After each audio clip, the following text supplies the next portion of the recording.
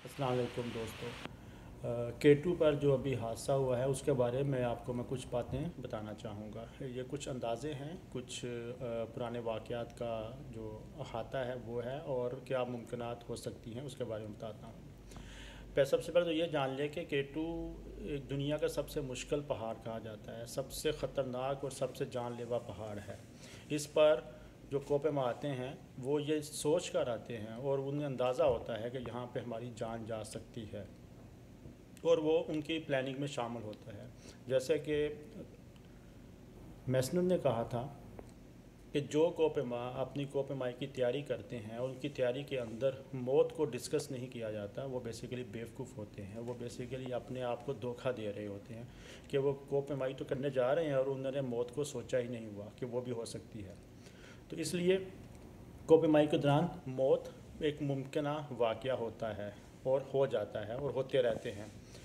ये तो है कि कोपेमाई और मौत का चोली दामन का साथ। और K2 वो तो फिर 14,000 मीटर से ऊपर जितने पहाड़ हैं, 7,000 मीटर से ऊपर जो 14 पहाड़ हैं उनमें से सबसे ख़तरनाक, सबसे जानलेवा पहाड़, इसलिए वहाँ पे ये वाक़या हो सकता है। अब हुआ क्या कि मोहम्मद अली सतपारा, जॉन सॉनरी की जो टीम थी, ये तकरीबन 1.5 महीने से बेस कैंप पर बैठी हुई थी और बार बार कैंप 2 कैंप 3 से वापस आ जा चुकी थी और अच्छी तरह एक्लिमेटाइज थे। जबकि नेपाली जो बाद में आए, नेपाली, एक तो नेपाली टीम थी जिन्होंने 15 जनवरी को उन्होंने क्लाइंब की, और दूसरा उन नेपाली टीम के साथ वो अपने क्लाइंबर्स भी लेके आए हुए थे, यानी उनके मेंबर्स क्लाइंबर थे जिन्होंने उनको पे किया हुआ था, वो लेके आए हुए थे, वो भी थे। अब 10 कोपेमाओं ने क्लाइंब कर ली और वो वापस चले गए, जबकि उनके बाकी जो थे वो वहीं पे बैठे हुए थे। उनकी भी यही प्लानिंग थी। उन्होंने 25 जनवरी को कोशिश की लेकिन वो नहीं हो सकी। फिर उसके बाद 5 जनवरी को उन्होंने प्लान किया कि मौसम कुछ बेहतर है तो हम क्लाइंब करेंगे। तो 4 जनवरी को जॉन सोनरी, मोहम्मद अली सतपारा और साजिद अली सतपारा, ये तीनों निकले हैं और इन्होंने कैंप 4 में जाके रात की है। शाम में पहुंच जाते हैं और बाद में रात क़याम करते हैं। वहाँ पे कैंप में थोड़ा सा सोते हैं, थोड़ा सा अपने आप को थकावट दूर करते हैं, हल्की सी एनर्जी लेते हैं ताकि रात 1, 2 या 3 बजे क्लाइंब शुरू की जाए और सुबह सूरज निकलने तक चोटी पर पहुंच के जल्द से जल्द वापस आ जाया जाए। ये आमतौर पर रूटीन होती है क्लाइंब करने के लिए, और इन्होंने भी ऐसा ही किया होगा और साजिद अली का बयान है कि ऐसा ही हुआ है। अब हुआ ये कि उस दिन सिर्फ यही नहीं थे कैंप 4 पे, इनके साथ कोई 18 से 20 दूसरे क्लाइंबर्स भी थे जो बेसिकली नेपाली 7 समिट के क्लाइंट थे। अब कैंप 4 जो है वो इतनी बड़ी जगह नहीं है कि वहाँ पे इतने लोग क़याम कर सकें। ये तो अपने कैंप में इन्होंने आराम किया, और कहते हैं कि वहाँ पे जब ये 18-20 दूसरे क्लाइंबर पहुँचे तो उनके कैंप नहीं लगे हुए थे जो कि नेपालियों ने लगाने थे, जिसकी वजह से वो क़याम नहीं कर सके। और सुबह रात में ही जब ये जॉन सोनरी, मोहम्मद अली सतपारा क्लाइंब के लिए निकले, 6 जनवरी हो चुकी थी उस वक्त, तो 5 जनवरी हो चुकी थी उस वक्त, तो ये लोग वापस आ रहे थे क्योंकि ये रात क़याम नहीं कर सके थे, सो नहीं सके थे, तो ये थके हुए थे, नींद पूरी नहीं थी, इसलिए इन्होंने वापस आना बेहतर समझा। अब हुआ ये कि वहाँ पे जो पाब्लो थे, चिल्ली के थे, ये किसी और टीम के मेंबर थे, वो भी इनके साथ आ गए, और हो सकता है कि उन्होंने भी इनके कैंप में ही काम किया हो, और ये मुमकिन है कि वहाँ पे वो अच्छी तरह से सो नहीं सके, थके हुए थे, नींद पूरी नहीं हुई। तो सुबह जब निकले तो चलते हुए जब नींद पूरी ना हो तो आपको नींद आती है, थकावट होती है, बार बार रुकते हैं, जहन परेशान होता है, तो आप चल नहीं पाते। तो ये सारे अवामल जो हैं वो कोपेमाई को मुतासर करते हैं। फिर K2 हो, सर्दी हो, बॉटल नेक हो, तो ये सारी चीज़ें जो हैं वो जानलेवा भी हो सकती हैं। यही हुआ कि जब साजिद अली वापस आए 5 जनवरी को, वो वापस पहुँचे और तकरीबन 6 के 7 बजे, 5, 6, 7 बजे शाम में वो वापस कैंप 3 में पहुँच गए। आके उन्होंने ये बयान दिया और बेसिकली उन्होंने एक वॉइस नोट या एक वायरलेस पैगाम भेजा बेस कैंप पर कि हम सुबह 11 बजे बॉटल नेक पे पहुँच गए थे और वहाँ पे मेरा ऑक्सीजन सिलेंडर जो है वो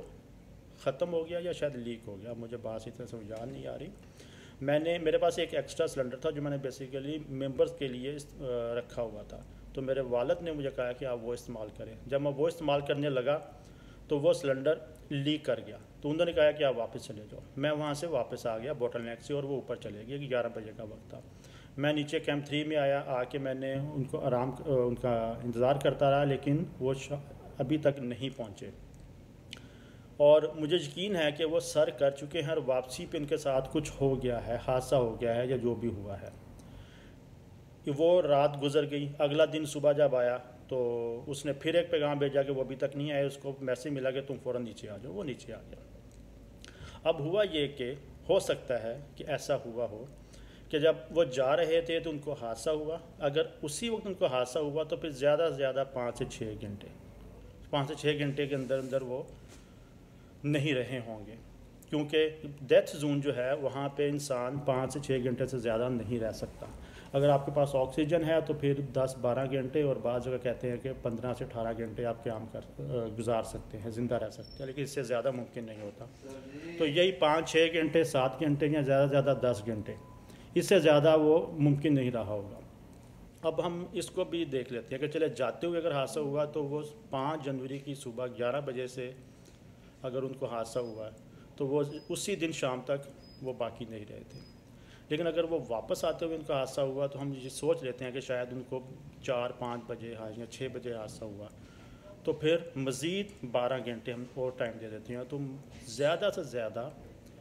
6 جنوری کی صبح 5-6-7 بجے یا 8 بجے تک یہ اینڈ لیمٹ ہے، اس سے زیادہ ممکن نہیں ہے کہ وہ رہے ہوں۔ یہ تو ہے، لیکن ہمارے ہاں چونکہ ہم ایک جذباتی قوم ہیں، ہم حقائق سے آنکھیں پھیرنے والی قوم ہے، حادثات کے اوپر ہم بہت زیادہ اپنی جذبات کا اظہار کرتے ہیں، تو ہم نے فوراً کہنا شروع کر دیا کہ خبردار اگر کسی نے یہ کہا، ایسا کہا، یہ نہیں ہو سکتا، کوئی معجزہ ہوگا، جبکہ اس کے بیٹے ساجد علی نے جو پہلا بیان دیا نیچے آ کے، اس نے بھی یہ کہا کہ ان کی باڈیز کو تلاش کیا جائے، حقیقت یہی ہے، اور کلائمبرز بھی یہی کہہ رہے تھے۔ ایسا نہیں ہوتا کہ یہ قوم مائی کے اوپر کوئی ادارہ ہے جو سرکاری طور پہ اعلان کرے گا کہ اب وہ مسنگ جو تھے اب وہ نہیں ملے تو ہم ان کو ڈیڈ ڈکلیئر کرتے ہیں، ایسا نہیں ہوتا، اور نہ ہی کوئی سرکاری اعلان کیا جاتا ہے، بس تلاش جاری رکھی جاتی ہے۔ ہاں یہ ضرور ہوتا ہے کہ جو کوپ ماں ہوتے ہیں وہ کہنا شروع کر دیتے ہیں کہ اب ممکن نہیں رہا، تو اسی کے کہنے کو، انہی کے بیان کو سمجھا جاتا ہے کہ یہی ہے حقیقت ہے، اس لیے جو کہہ رہے تھے کہ اب یہ نہیں رہے وہ بیسیکلی حقائق کا ادراک تھا انہیں، وہ حقائق بیان کر رہے تھے۔ تو اگر آپ کو جذباتی طور پہ اگر آپ حقائق تسلیم نہیں کر پا رہے، آپ ان کو انکار کر رہے ہیں، تو یہ بیسیکلی آپ کا مسئلہ ہے۔ جو حقائق بیان کر رہے ہیں ان کو جھٹلانے اور انہیں برا بھلا کہنے آپ کا حق نہیں ہے۔ یہ تو تھا کہ اب ہوا کیا وہاں پہ، اور اسی بات کو اگر میں کہوں کہ نذیر صابر صاحب نے بھی اسی دن ایک بیان دیا تھا، پھر ان کی ایک ویڈیو بھی آ گئی جس میں انہوں نے یہی بیان کہا کہ میں نہیں سمجھتا کہ وہ 5 جنوری کو اگر حادثہ صبح ہوا تو شام تک، اور اگر شام میں ہوا تو پھر اگلے دن تک، اس سے زیادہ ممکن ہی نہیں ہے کہ وہ رہے ہوں۔ انہوں نے بھی بڑی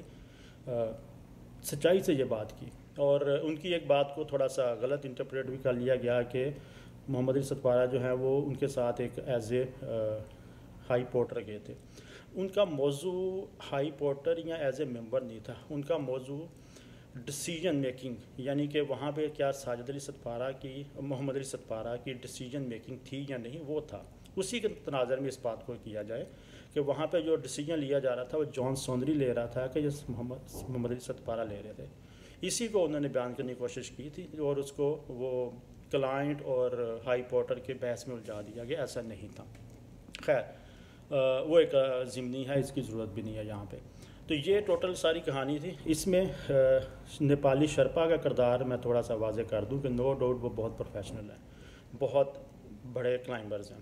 لیکن پچھلے سال یہی جان سوندری نیپالی شرپا کے ساتھ آیا تھا، واپس نہیں کر سکے کلائمب سردیوں میں اور واپس چلے گئے، اور اس میں کوئی شک نہیں ہے کہ ان کا تھوڑے سے مسائل ہوئے تھے، اور انہی مسائل کی وجہ سے وہ واپس ہوئے، شاید ان کے اختلافات میں، اور ابھی اس سال بھی وہ وہاں پہ جمع تھے۔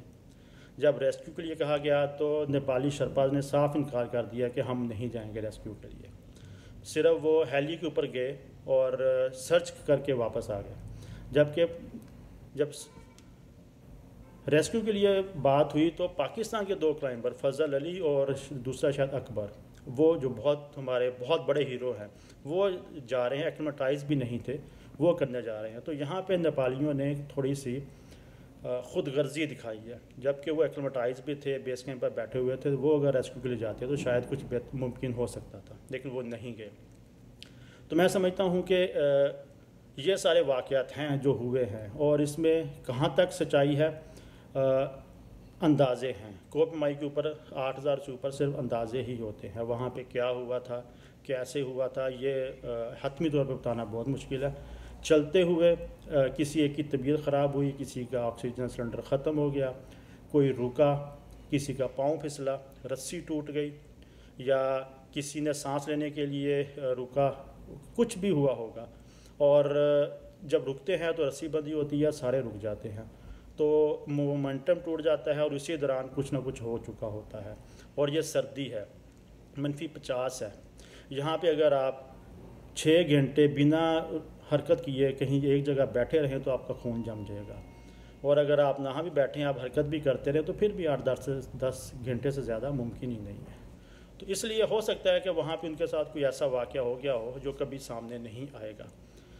اور وہ ملیں گے کہ نہیں اس کے بارے میں بہت مشکل ہو سکتا ہے اگلی گرمیوں میں، یا پھر کبھی اگر وہ اسی راستے کے اوپر ہوئے تو شاید کوئی آنے والی ٹیم جو ہے ان کو وہ مل جائیں، اور اگر وہ کہیں نیچے گر گئے ہیں تو پھر شاید ممکن ہی نہیں ہے کہ وہ کبھی مل پائیں۔ تو یہ ہے، اب اس نے کلائم کر لی یا نہیں کی، تو ساجد علی کا بیان موجود ہے کہ مجھے یقین ہے کہ وہ واپسی پر ان کو حادثہ ہوا ہے۔ اس کی وجہ یہ ہے کہ K2 پر جو حادثات ہوتے ہیں اس کا 90% جو حادثہ ہوتا ہے وہ واپسی پہ ہوتے ہیں، اور باٹل نیک پر ہوتے ہیں، جاتے ہوئے بہت کم حادثات ہوتے ہیں، ہوئے ہیں لیکن کم ہوتے ہیں، اس کی ریشو کم ہے۔ تو اس لیے ساجد علی کا یہ بیان جو ہے کہ وہ 11 بجے جب میں نے ان کو دیکھا تو اوپر جا رہے تھے، اور مجھے یقین ہے کہ واپسی میں ان کا حادثہ ہوا، تو ہم اسی کو ہی بیان کو مانتے ہیں، کیونکہ اگر ہم اس بیان کو نہیں ماننا اور اس کے بیان کے نام ماننے کی ہمارے پاس کوئی وجہ نہیں ہے، تو پھر اس کے دلیل میں، اس کے جواب میں ہمارے پاس اور کوئی ثبوت نہیں ہے کہ ہم کہیں نہیں یہ اس کا بیان غلط ہے اور ہمارا بیان ٹھیک ہے کہ وہ کلائم نہیں ہوئی۔ ایسی کوئی بات نہیں ہے، ہمارے پاس کوئی دلیل نہیں ہے۔ اس لیے میں یقین کرتا ہوں کہ وہ کلائم کر چکے تھے، واپسی پر ان کو حادثہ ہوا، اور حادثہ ہونے کے بعد وہ زیادہ سے زیادہ 6 گھنٹے، اور اگر آکسیجن ان کے پاس تھی اور استعمال کرتے رہے تو 12 سے 15 گھنٹے یا 18 گھنٹے، اس سے زیادہ ممکن نہیں ہے۔ تو یہ ہوا ہے، اب پوری قوم انتظار کرے اور ان کے لیے دعائیں کرے، اور کچھ ممکن نہیں ہے۔ السلام علیکم۔